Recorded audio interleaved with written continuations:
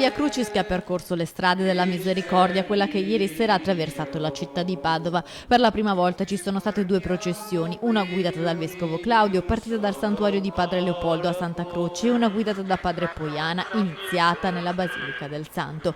Un percorso di meditazione che si è incontrato in Prato della Valle per celebrare la misericordia di Dio nell'anno del Giubileo. Il Vangelo mostra un'altra via. Gli ultimi e i poveri sono i primi nel regno dei cieli. In ogni stazione i fedeli hanno ripercorso il Calvario di Cristo. Come il Figlio tuo, concedi anche a noi di portare il peso del lavoro umano come sacrificio di salvezza. Donaci di contribuire così alla costruzione di un mondo nuovo, fino a quando giungeremo nella tua dimora. I due cortei hanno proseguito poi insieme fino al Duomo, dove c'è stata la riflessione finale di Monsignor Cipolla, la sua prima Via Crucis da vescovo di Padova. Ha spiegato il significato della croce. Cristo dalla croce ci testimonia continuamente il suo amore. Se scendesse, il mondo crollerebbe.